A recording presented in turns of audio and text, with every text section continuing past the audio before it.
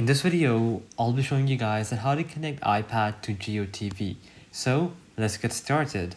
Now you can't directly connect JIO TV on an iPad unless you have a JIO SIM or a JIO login. So JIO TV is locked to only JIO users. Now if you have a JIO SIM or a JIO number, then this is what you have to do.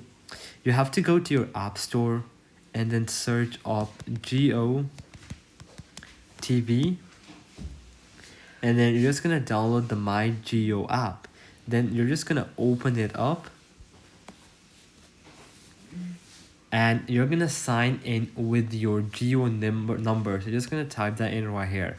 Then you're gonna enter the OTP you receive on that number, and that's it. You can now watch JIO TV on your iPad. So alright guys, that'll be it for the video. I hope that it helped you out, and I'll be seeing you guys next time. Peace out.